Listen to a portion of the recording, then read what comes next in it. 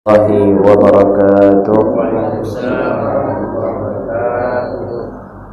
Alhamdulillah, wassalatu wassalamu ala rasulillah Sayyidina Muhammad ibn Abdullah wa ala alihi wa sahbihi wa man tabi'a sunnatahu wa iqtada bihudah. Asyhadu an la ilaha illallah wahdahu la syarika lah, iyyahu na'budu wa iyyahu nasta'in, wa asyhadu anna sayyidana Muhammadan 'abduhu wa rasuluhu la nabiyya ba'dah. Allahumma shalli wa sallim ala sayyidina Muhammadin miftahi bab rahmatillah 'adada ma fi 'ilmillah, salatan wa salaman daimaini bidawami mulkillah wa ala alihi wa sahbihi wa mawalah. Amma ba'd. Para jamaah sekalian yang dirahmati dan dimuliakan Allah Subhanahu wa ta'ala, para tokoh agama, tokoh masyarakat, Bapak RT, para haji, serta para hadirin wal hadirat yang dirahmati dan dimuliakan Allah Subhanahu wa ta'ala. Alhamdulillah, di malam hari ini Allah Subhanahu wa ta'ala masih memberikan kepada kita nikmat sehat, sehingga kita bisa bersama-sama melaksanakan kewajiban kita sebagai hamba Allah Subhanahu wa ta'ala untuk taqarrub ilallah, mendekatkan diri kita kepada Allah Subhanahu wa ta'ala melalui salat maghrib secara berjamaah di rumah Allah Subhanahu wa ta'ala yang mulia. Maka ini adalah nikmat yang besar daripada Allah Subhanahu wa ta'ala yang harus kita jaga. Ketika Allah masih memberikan kepada kita nikmat sehat, pergunakan nikmat tersebut untuk kita beribadah kepada Allah Subhanahu wa ta'ala. Ketika Allah Subhanahu wa ta'ala masih memberikan kepada kita umur panjang, pergunakanlah nikmat umur tersebut di dalam ketaatan kepada Allah Subhanahu wa ta'ala. Ketika Allah Subhanahu wa ta'ala masih memberikan kepada kita kesempatan, maka pergunakanlah kesempatan tersebut untuk kita memperbaiki diri kita, sehingga kita kelak bisa menjadi orang-orang yang terbaik di sisi Allah Subhanahu wa ta'ala. Amin ya rabbal alamin. Hadirin wal hadirat yang dirahmati dan dimuliakan oleh Allah Subhanahu wa ta'ala, adapun pembahasan kita di malam hari ini adalah tentang keutamaan salat, ya. Dan alhamdulillah kita juga masuk di bulan Rajab, yang mana di bulan Rajab ini ada sebuah peristiwa besar, yaitu Isra Mi'raj, yang mana pada waktu itu diceritakan Rasulullah dijemput oleh malaikat Jibril alaihi salam menggunakan buraq atas perintah daripada Allah Subhanahu wa ta'ala untuk melaksanakan Isra dari Masjidil Haram ke Masjidil Aqsa, dan dilanjutkan Mi'raj dari Masjidil Aqsa ke Sidratul Muntaha untuk berjumpa dengan Allah Subhanahu wa ta'ala. Yang setelah perjumpaan dengan Allah Subhanahu wa ta'ala tersebut, Rasulullah sallallahu alaihi wasallam beliau mendapatkan perintah daripada Allah Subhanahu wa ta'ala, yang perintah tersebut harus disampaikan kepada kita umatnya, yaitu mengerjakan sholat. Yang mana awalnya perintah sholat ini Allah perintahkan kepada Rasulullah untuk disampaikan kepada kita umatnya agar dikerjakan selama 50 waktu, ya. Kemudian ketika Rasulullah turun dari bertemu dengan Allah Subhanahu wa ta'ala, kemudian Rasulullah bertemu dengan Nabi Ibrahim alaihi salam, Nabi Ibrahim bertanya kepada Rasulullah, "Ya Rasulullah, apa yang kau dapatkan setelah perjumpaan dengan Allah?" "Allah menyuruhku untuk mengerjakan salat sebanyak 50 rakaat. Apa kata beliau? "Balik lagi, umatmu gak akan mampu." Akhirnya balik lagi minta keringanan sama Allah, dikurangi menjadi 45. Terus akhirnya bolak-balik menghadap kepada Allah Subhanahu wa ta'ala hingga menjadi 5 waktu yang asalnya 50 waktu. Ketika Rasulullah diminta untuk minta keringanan lagi dari Allah Subhanahu wa ta'ala, Rasulullah menjawab, "Saya malu kalau harus bolak-balik kepada Allah Subhanahu wa ta'ala. Udah dikasih ringan sama Allah, masa tidak mampu?" Akhirnya Allah Subhanahu wa ta'ala berkata kepada Rasulullah, 5 waktu nilainya sama dengan 50 waktu. Makanya salat adalah identitas bagi umat Islam.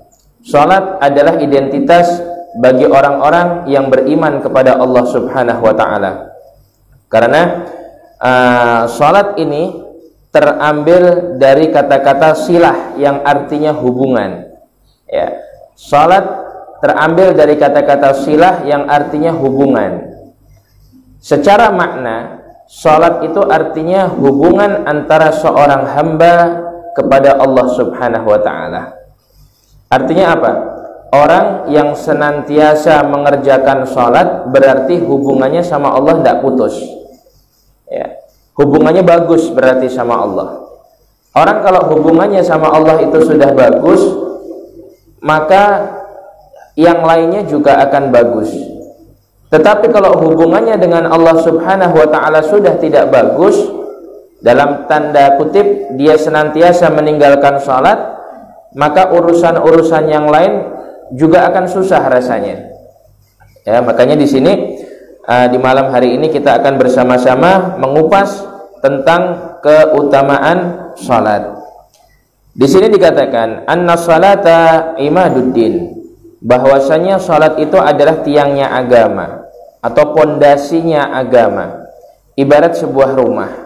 Rumah itu kalau pondasinya kuat, maka rumah itu akan kokoh. Tapi kalau sebuah bangunan atau sebuah rumah pondasinya sudah tidak kuat, maka sebagus apapun bangunan itu akan mudah untuk dihancurkan. Begitu juga salat. Salat itu adalah identitas atau jati diri seorang muslim. Dia dikatakan sebagai orang yang beriman.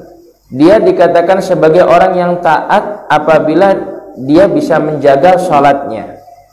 Karena identitas seorang muslim itu yang beriman kepada Allah Subhanahu wa taala apabila dia bisa senantiasa istiqamah menjaga salat. Wa ajallu mabanil Islam al-khamas ba'da syahadatain, dan kedudukannya sangat istimewa di dalam rukun Islam. Jadi rukun Islam itu ada 5, ya. Yang pertama adalah membaca 2 kalimat syahadat, kemudian yang kedua adalah mengerjakan salat. Tandanya apa? Di sini salat ini merupakan sesuatu ibadah yang sangat istimewa sehingga letaknya langsung setelah membaca 2 kalimat syahadat. Bahkan di sini dikatakan oleh ulama, salat itu diibaratkan, ya, salat itu diibaratkan seperti anggota tubuh bagian kepala dari tubuhnya seseorang. Ya. Dalam artian bagaimana? Orang nggak akan bisa hidup kalau dia tidak punya kepala. Ya, orang nggak akan bisa hidup kalau dia tidak punya kepala. Begitu juga, ya, orang yang dia mengaku muslim tetapi dia tidak sholat, berarti identitas keislamannya tidak sempurna. Kenapa? Karena dia meninggalkan apa yang telah diperintahkan oleh Allah Subhanahu wa taala. Di sini dikatakan, ya, bahwasanya Allah Subhanahu wa taala telah berfirman di dalam Al-Qur'an, hafidhu ala salawati wassalatil wusta wa qumu lillahi qanitin. Allah Subhanahu wa taala berfirman, jagalah salat yang 5 waktu, kata Allah. Ya, jagalah salat yang 5 waktu. Salat 5 waktu itu zuhur, asar, maghrib, isya dan subuh. Itu salat yang 5 waktu. Adapun selain itu adalah salat-salat sunnah. Ya, salat-salat sunnah. Wassalatil wusta, dan salat yang tengah-tengah. Ya, apa itu salat yang tengah-tengah? Salat yang tengah-tengah di sini, ya, salat yang tengah-tengah di sini adalah salat asar. Ya, salat asar. Berarti ada apa ini di salat asar? Kok sampai salat asar ini disebut khusus oleh Allah Subhanahu wa taala di dalam Al-Qur'an? Ya, berarti ada keistimewaan di dalam salat asar. Jadi di sini intinya adalah, ya, ketika Allah Subhanahu wa taala mengatakan kepada kita untuk senantiasa menjaga salat yang 5 waktu dan salat yang tengah-tengah, artinya apa? Tidak ada rukhsah, tidak ada kesempatan bagi kita untuk meninggalkan daripada salat tersebut. Mungkin dia berkata, saya lagi sakit Ustaz, saya tidak bisa salat. Ya, kalau nggak bisa salat berdiri, silahkan salat duduk. Ya. Kalau tidak bisa sholat duduk, ya silahkan ya sholatnya sambil berbaring, ya berbaring dalam keadaan miring ke arah kiblat. Kalau tidak bisa dalam keadaan miring, terlentang. Ya, kalau dalam keadaan terlentang dia tidak bisa, bagaimana? Menggunakan isyarat. Kalau menggunakan isyarat tidak bisa, bagaimana? Gunakan hati. Kalau menggunakan hati nggak bisa, bagaimana? Ya disolatkan, berarti dia mayit. Ya, orang yang nggak bisa sholat berarti dia mayit. Ya, ada orang sehat, tetapi dia tidak pernah mengerjakan sholat. Ya, zahirnya dia hidup, tapi pada hakikatnya dia itu mati. Apanya yang mati? Kok dia bisa berjalan ke sana ke sini? Hatinya yang telah mati. Kenapa? Karena hatinya tidak ingat dengan Allah Subhanahu wa ta'ala. Ya, jadi Allah Subhanahu wa ta'ala selalu memberikan keringanan kepada hambanya. La yukallifullahu nafsan illa wus'aha. Allah itu tidak memerintahkan hambanya di luar daripada kemampuan hamba tersebut. Selalu ada keringanan bagi hamba-hamba Allah Subhanahu wa ta'ala yang sedang berhalangan. Contoh misalnya, kalau kita lagi bepergian, ya bepergian keluar daerah misalnya, dibolehkan kita untuk menjamak daripada sholat kita sebagaimana yang sudah saya terangkan pada waktu itu. Kalau jaraknya misalnya 82 km atau lebih, sudah boleh namanya jamak qashar. Apa itu jamak qashar?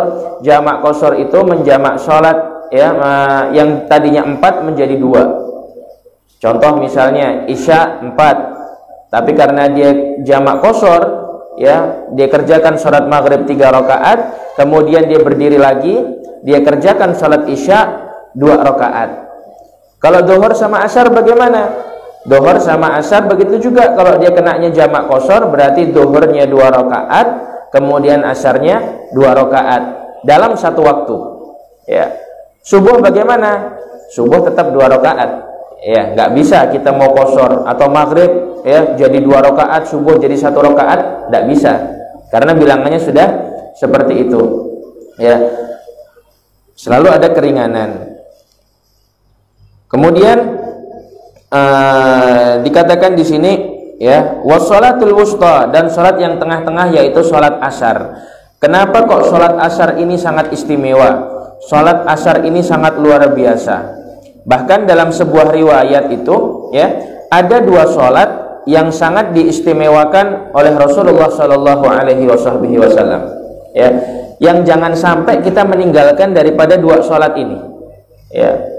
Itu kata Rasulullah di dalam hadisnya, beliau telah bersabda, man shallal bardain dakhalal jannah. Orang yang bisa sholat dalam keadaan 2 cuaca, ya, orang yang bisa sholat dalam keadaan 2 cuaca, maka dia akan masuk surga. Apa itu sholat bardain? Sholatul bardain adalah sholat subuh dan sholat asar. Ini paling susah ini. Ya, subuh sama asar ini subhanallah sholat yang paling susah. Subuh kita baru bangun tidur nih, kita lagi enak-enaknya tidur, ya, cuaca dingin, hujan lagi, kita letih, misalnya kerja kita ngelembur, baliknya malam, tidur enak-enak, tiba-tiba kita dengar suara muadzin mengumandangkan adzan. Mau tidak mau kita harus bangun untuk mengerjakan sholat.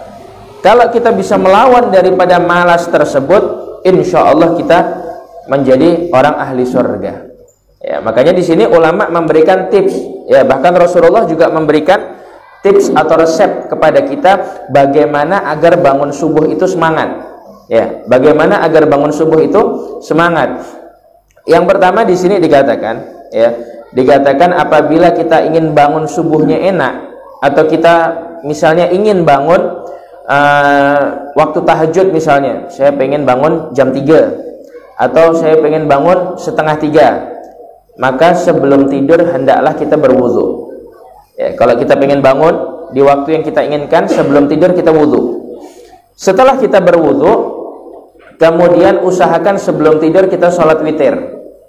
Ya, usahakan kita sholat witir. Berapa rakaat? Tidak usah banyak-banyak, 3 rakaat.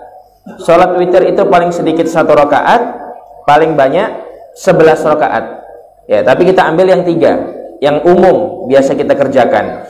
2 rakaat salam, kemudian berdiri lagi 1 rakaat, kemudian salam. Tata caranya sama seperti sholat witir ketika kita melakukannya setelah sholat tarawih. Kemudian setelah kita mengerjakan sholat witir, ketika kita sudah sampai di pembaringan kita, ya, kita sudah sampai di kasur, usahakan kita membaca doa. Ya, terkadang orang zaman sekarang ini kan, ya, sedikit yang membaca doa. Sebelum tidur yang dipegang adalah handphone. Sampai dia ketiduran, ya, orangnya udah tidur, handphonenya masih hidup. Jadi dia menutup matanya, ya, menutup matanya atau mengakhiri daripada aktivitas pada hari itu bukan dengan doa tapi dengan handphone. Sehingga ini yang menjadikan dia untuk susah bangun di waktu subuh. Ya. Maka ketika sebelum kita tidur, silahkan mungkin mau matikan handphone atau mau mengecek WA dan lain sebagainya, silahkan dicek dulu dan lain sebagainya. Setelah dirasa cukup, letakkan handphone. Ya, letakkan handphone. Kemudian kita baca doa. Doanya apa? Yang utama doa ketika mau tidur. Bismika Allahumma ahya wa bismika amut. Kita baca doa itu. Kemudian kita baca surat Al-Insyirah. Alam nashrah laka sadrak wa wada'na anka wizrak alladhi anqadha dhahrak wa rafa'na laka dhikrak fa inna ma'al usri yusra inna ma'al usri yusra fa idza faraghta fansab wa ila rabbika farghab. Dibaca sebanyak 3 kali sambil tangan kanan diletakkan di dada sebelah kiri. Ya, diletakkan seperti ini, dibaca 3 kali.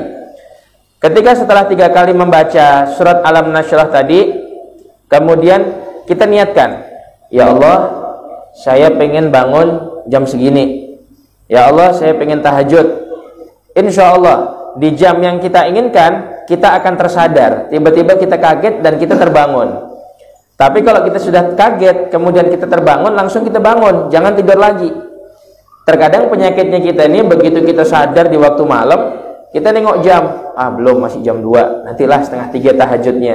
Tidur. Padahal pada waktu itu jam 2, Allah tuh ngejutkan kita, ya. Atau terkadang kita kepengen ke kamar mandi, itu sebetulnya ada tujuannya. Kenapa?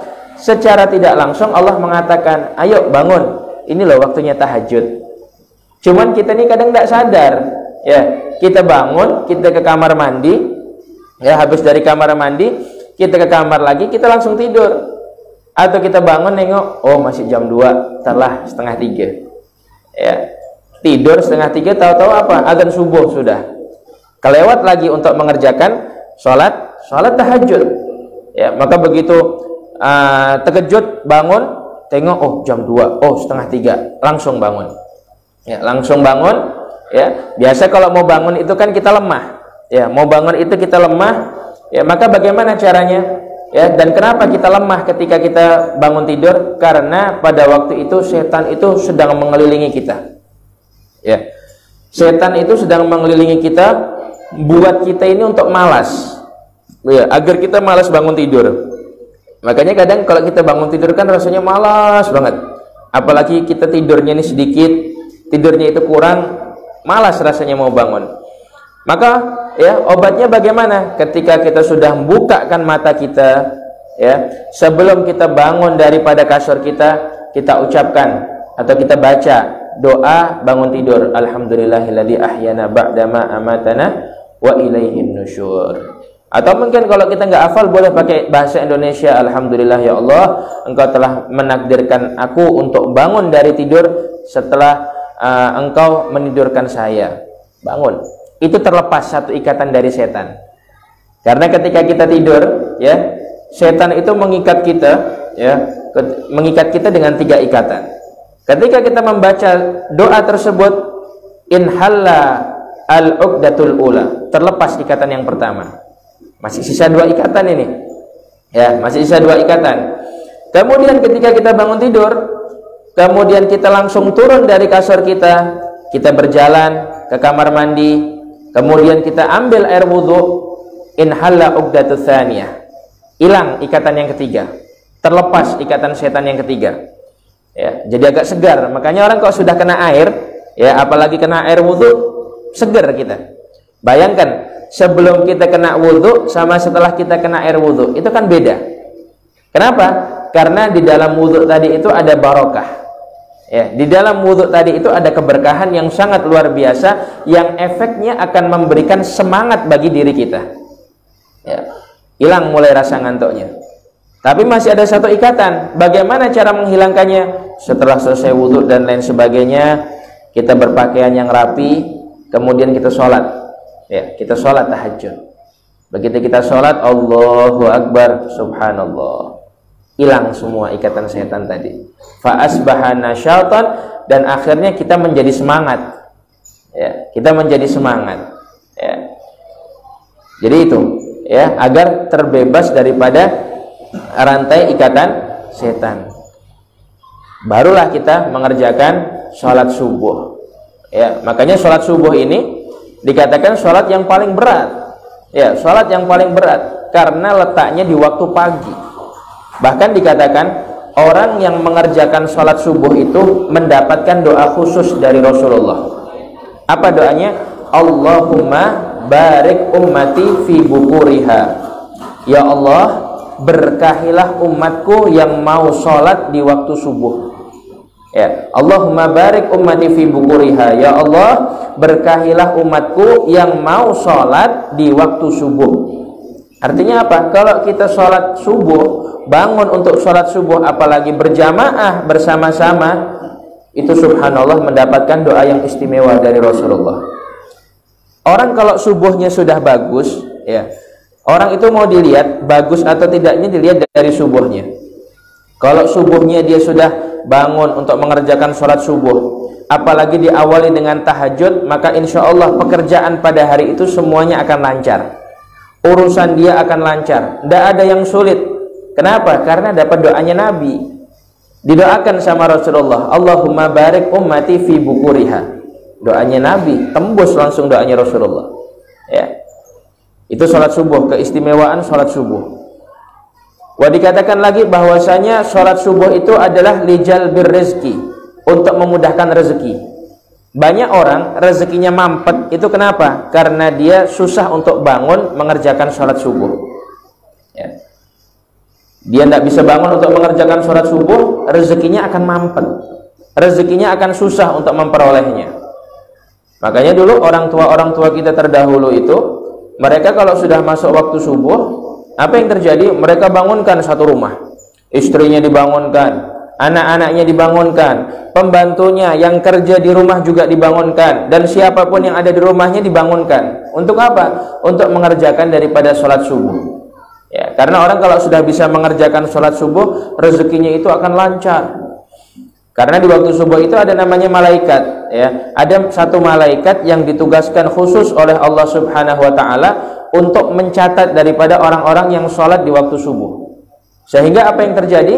Setelah dicatat sama malaikat tadi, orang-orang ini rezekinya itu akan dilebihkan sama Allah Subhanahu Wa Taala. Itu sholat subuh. Wah, yang kedua dikatakan lagi sholatil wusta yang ada di dalam ayat ini. Apa itu sholat wusta? Sholat wusta adalah sholat asar. Termasuk juga man sholal bardan dakhalal jannah. Sholat subuh yang satunya, yang kedua adalah sholat asar. Ada apa dengan sholat asar? Sama. Sholat asar ini sholat yang paling berat juga. Letaknya di perpindahan cuaca antara cuaca panas dan cuaca dingin menjelang sore. Kalau yang biasanya tidur siang, ya, nikmat itu tidur siang. Tiba-tiba dengar suara orang azan asar, berat rasanya mau bangun. Ya, berat rasanya mau bangun. Nanti sholatnya 3:30. Nanti sholatnya jam 4. Nanti 4:30, jam 5. Ujung-ujungnya masuk maghrib dia tidak sholat. Ya, ujung-ujungnya dia tidak sholat. Begitu juga yang asyik lagi kerja.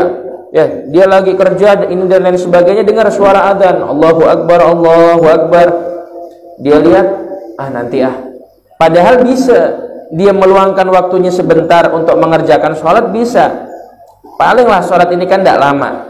Sholat ini paling cuma 5 sampai 10 menit lah paling lama. Tapi biasanya kita tidak sampai 10 menit, paling cuma 5 menit.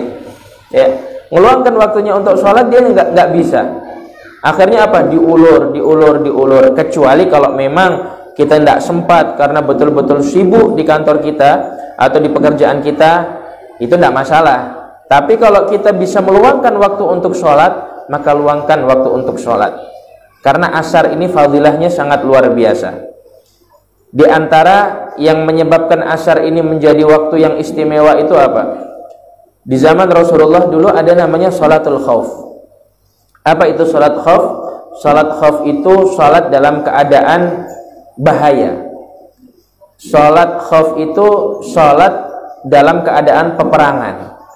Ya, jadi dulu ketika Rasulullah itu sedang berperang dengan para sahabatnya, tiba waktu sholat, nggak mungkin ini semua sahabat sholat semua, nggak mungkin. Ya, harus ada yang berjaga ini. Ya, harus ada yang berjaga. Jadi kalau lagi sholat khauf itu, ya, kalau orang lagi sholat khauf itu di zamannya Rasulullah, ini imam dibuat ada 3 shaf misalnya, dibuat ada 3 shaf. Ya, dibuat ada 3 shaf. Kemudian shaf yang pertama ini, ya, shaf yang pertama ini takbiratul ihram, Allahu akbar. Shaf kedua sama shaf ketiga belum, dia berjaga dulu di belakang. Ya, berjaga. Kemudian ketika ini hampir selesai bacaannya, shaf yang kedua ikut takbiratul ihram. Begitu sudah ruku, shaf yang kedua, shaf yang ketiga baru takbiratul ihram, dan shaf kedua masih berdiri melihat kalau ada musuh. Ya, kalau ada musuh. Kemudian setelah saya takbiratul ihram, ini shaf yang kedua ruku. Begitu juga dengan shaf yang ketiga. Ya, jadi shaf yang pertama sekaligus di i'tidal, dia menjaga. Jadi saling bergantian. Itu namanya sholatul khauf. Ya, jadi sholat dalam keadaan waspada, dan itu terjadi di zaman Rasulullah dulu. Ya. Dan itu turunnya kapan? Di waktu sholat asar. Ya. Ya, di waktu sholat asar. Bahkan saking mulianya waktu sholat asar ini ada di hari Jumat. Ya, di hari Jumat setelah sholat asar. Ini namanya Sa'atul Fatimiyah namanya. Sa'atul Fatimiyah, waktunya Sayyidah Fatimah. Itu setiap hari Jumat ba'da asar sampai sebelum maghrib, itu namanya Sa'atul Fatimiyah. Apa itu Sa'atul Fatimiyah? Sa'atul Fatimiyah itu adalah salah satu waktu yang digunakan oleh Sayyidah Fatimah, putrinya Rasulullah, untuk berdoa kepada Allah. Dan kalau kita berdoa di waktu itu di hari Jumat, setelah selesai sholat asar sampai sebelum maghrib, itu doa kita nggak akan ditolak sama Allah Subhanahu wa ta'ala. Itu termasuk waktu ijabah. Ya. Makanya di Sa'atul Fatimiyah itu ulama menganjurkan kepada kita untuk memperbanyak sholawat di waktu itu. Di hari Jumat, kayak tadi nih, ya, ba'dal asar sampai sebelum maghrib, itu namanya Sa'ah Fatimiyah. Memperbanyak sholawat. Paling tidak 80 kali kita bersolawat. Ya. Sholawatnya bagaimana? Sholawat ummi. Allahumma sholli wa sallim ala sayyidina Nabi, Allahumma sholli wa sallim ala sayyidina Muhammadin nabiyil ummi wa ala alihi wa sahbihi wa sallim. Sholawat ummi itu ada di Google ada. Ya, nanti kalau buka internet coba cari sholawat ummi. Allahumma sholli wa sallim ala sayyidina Muhammadin nabiyil ummi wa ala alihi wa sahbihi wa sallim. Dibaca 80 kali. Ya, 80 kali. Fadilahnya apa? Allah Subhanahu wa ta'ala akan hindarkan orang itu dari api neraka. Kemudian dijaga sama Allah Subhanahu wa ta'ala dari hal-hal yang tidak dia inginkan. Ya. Dijaga sama Allah Subhanahu wa ta'ala. Itu fadilahnya, ya, fadilahnya salat asar. Dan zikir setelah asar utamanya di hari Jumat. Ya. Jadi dua waktu ini, ya, antara duhur dan asar, antara subuh dan asar ini adalah waktu yang mustajab. Jadi jangan sampai kita meninggalkan dua waktu sholat tersebut, pada khususnya dan umumnya di waktu-waktu sholat yang lainnya. Wa qumu lillahi qanitin, dan kerjakanlah sholat itu, ya, dengan khusyuk. Ya. Jadi kalau kita sholat itu harus khusyuk. Antara apa yang kita baca dengan apa yang kita gerakkan harus seimbang. Terkadang kan ada orang ketika dia sholat, lisannya baca Allahu Akbar, dia baca doa iftitah, tapi pikirannya ini kemana-mana. Badannya di sini tapi pikirannya di pasar. Badannya di sini tapi pikirannya di kantor. Badannya di sini, pikirannya di luar masjid, di luar sholat. Walhasil apa yang terjadi? Sholatnya tidak khusyuk. Padahal tujuan sholat ini apa? tujuan sholat ini agar kita itu tenang. Ya. Sholat itu agar kita itu tenang. Akhirnya orang ini berkata, Ustadz, katanya sholat itu bikin tenang. Tapi tidak gak Ustadz, setelah saya sholat saya kok makin gelisah. Kenapa ini? Jawabannya karena ya, diri Anda ketika sholat Anda tidak khusyuk. Jawabannya ketika Anda sholat Anda tidak fokus terhadap bacaan Anda. Ketika Anda sholat pikiran Anda kemana-mana. Itu yang menjadikan diri Anda gelisah. Ya. Jadi jangan sampai kita ini ketika menghadap kepada Allah Subhanahu wa Ta'ala kita campur adukkan dengan urusan dunia. Kita tinggalkan urusan dunia sejenak, 5 menit nggak lama kita menghamba di depan Allah Subhanahu wa Ta'ala. Terus Ustadz, bagaimana caranya Ustadz agar sholat ini khusyuk Ustadz? Saya kepingin agar bisa sholat ini khusyuk. Ya. Caranya adalah ya, sebetulnya banyak cara. Tapi cara yang paling ampuh dikatakan di sini sama ulama bahwasanya agar kita ini bisa betul-betul menikmati daripada sholat kita, anggap sholat ini adalah sholat terakhir kita. Maksudnya bagaimana? Misalnya Isya nanti ini ya, kita sholat Isya, anggap sholat Isya ini adalah sholat terakhir kita. Habis sholat Isya malaikat datang mau menjemput kita. Habis sholat Isya nanti malaikat mau mencabut nyawa kita. Ya, bayangkan bagaimana kalau kita tahu. Ya, kalau kita tahu, oh habis Isya nyawa kita habis nih. Habis Isya kita dijemput sama malaikat. Kita pasti akan sholatnya khusyuk. Ya, jadi anggap sholat itu adalah sholat terakhir kita sebelum kita berjumpa dengan Allah. Maka insya Allah kita akan bisa mengerjakan sholat dengan khusyuk. Kemudian di sini dikatakan lagi, qala Allah Ta'ala, Allah Subhanahu wa Ta'ala berfirman di dalam Al-Qur'an, munibina ilaihi wattaquhu wa aqimus shalah wa la takunu minal musyrikin. Jadilah kalian orang-orang yang bertaubat kepada Allah Subhanahu wa Ta'ala dan bertakwa kepada Allah serta menjalankan salat, dan jangan kalian menjadi orang-orang yang ingkar kepada Allah Subhanahu wa Ta'ala. Di sini ada tiga kriteria manusia. Ya, ada 3 kriteria manusia yang dipuji oleh Allah Subhanahu wa Ta'ala. Yang pertama al-inabah, yaitu orang-orang yang senantiasa kembali kepada Allah Subhanahu wa Ta'ala. Orang-orang yang senantiasa bertaubat kepada Allah Subhanahu wa Ta'ala. Ya, namanya manusia ini kan kadang ada salahnya, ada betulnya. Terkadang kita bermaksiat kepada Allah secara terang-terangan, secara sembunyi-sembunyi. Pasti ada salahnya, namanya manusia. Karena memang manusia ini tempatnya salah. Maka orang yang baik di mata Allah Subhanahu wa Ta'ala itu bukanlah orang yang nggak pernah melakukan kesalahan. Tapi orang-orang yang istimewa di mata Allah Subhanahu wa Ta'ala adalah mereka orang-orang yang mereka pernah berbuat salah, kemudian mereka sadar atas kesalahan mereka, kemudian mereka bertaubat kepada Allah. Apalagi ini di bulan Rajab. Ya, di bulan Rajab. Bulan Rajab ini adalah bulan istighfar. Bulan minta ampun kepada Allah Subhanahu wa Ta'ala. Perbanyak kita istighfar sama Allah. Ya, jangan kita ini menjadi orang-orang yang jauh daripada Allah Subhanahu wa Ta'ala. Karena istighfar ini fadilahnya sangat luar biasa. Bahkan diceritakan dulu di zamannya Al-Imam Ahmad Ibn Hanbal, ya, salah seorang imam besar di zaman beliau. Itu di zaman Imam Ahmad Ibn Hanbal itu, beliau pada waktu itu ingin keluar kota. Imam Ahmad Ibn Hanbal ingin keluar kota. Akhirnya beliau pergi keluar kota, tapi nggak tahu tujuannya ingin apa. Tapi beliau ikuti kata hati beliau. Setelah sampai di kota tujuan beliau bingung karena memang nggak ada keperluan di tempat itu, dan keluarga juga nggak punya di tempat itu. Akhirnya, ya, beliau sholat di masjid. Ya, beliau sholat di masjid, sholat maghrib sekalian i'tikaf. Kemudian beliau sholat isya. Setelah selesai sholat isya, beliau duduk di tiang masjid sambil nyandar. Akhirnya orang-orang sudah keluar dari masjid sampai masjid itu sepi.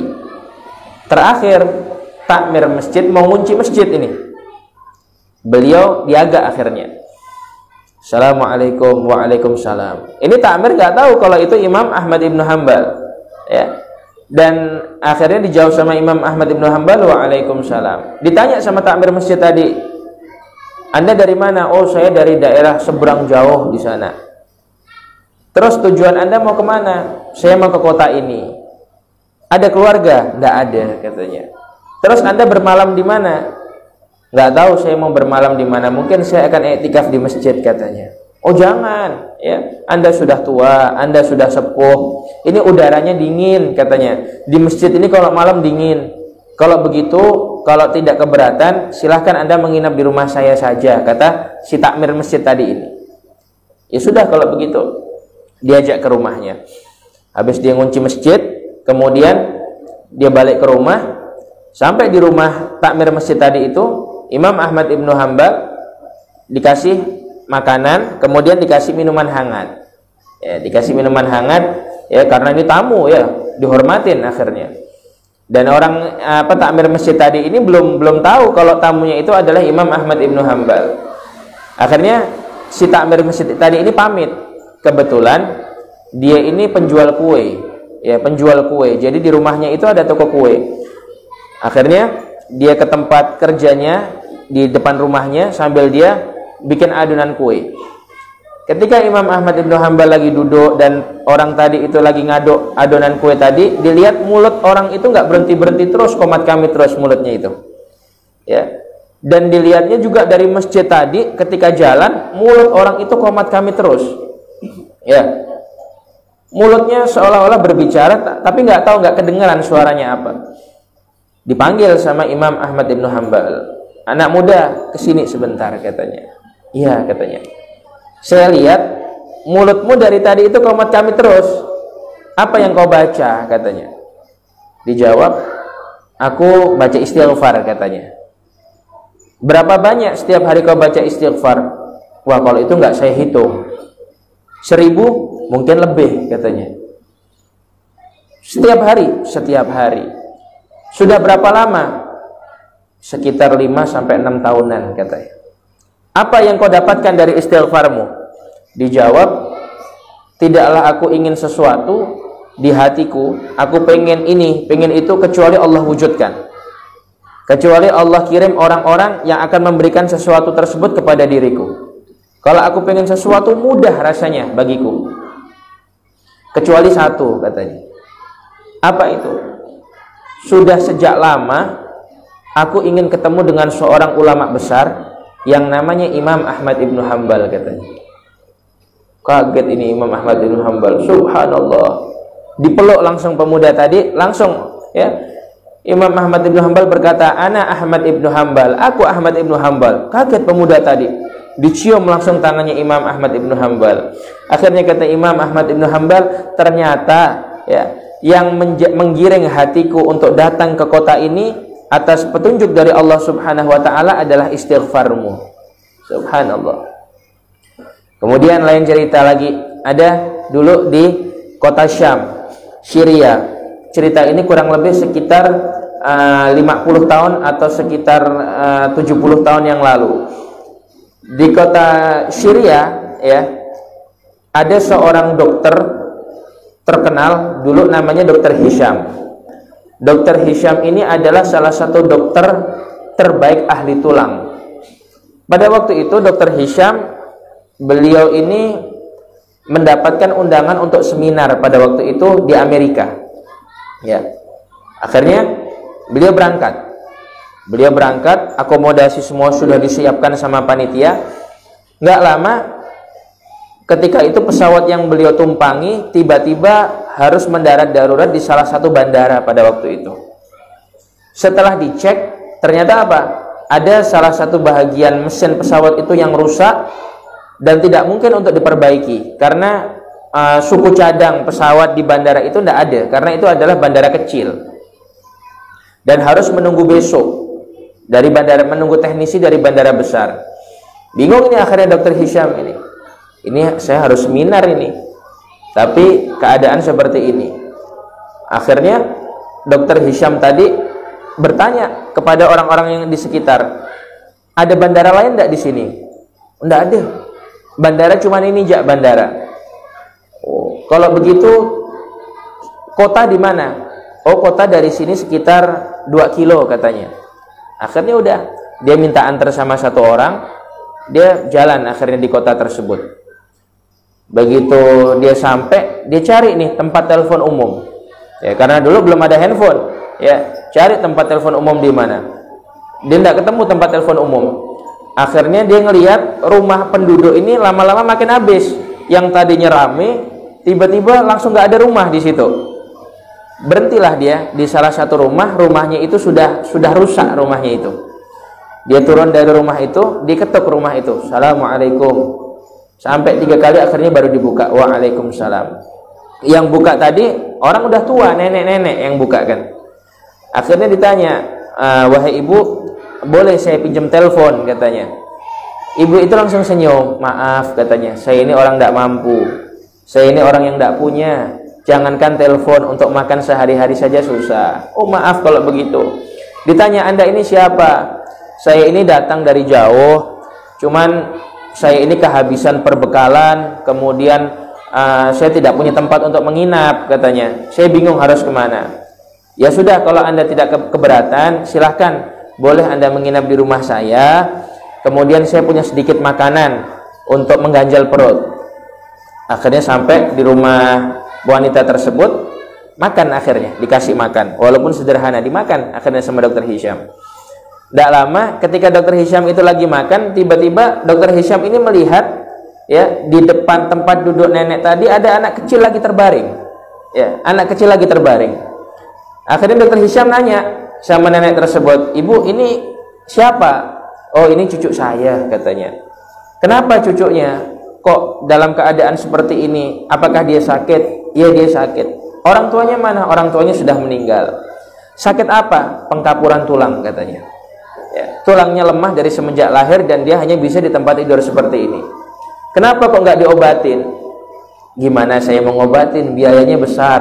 Dokter di sini nggak ada yang mampu. Sedangkan untuk makan saja susah. Tapi kata dokter di sini, ada satu dokter yang bisa ngobatin cucu saya, namanya Dokter Hisham katanya. Ya, yang bisa ngobatinnya Dokter Hisham katanya. Kaget langsung. Ibu tahu nggak saya ini siapa katanya? Siapa? Saya Dokter Hisham katanya.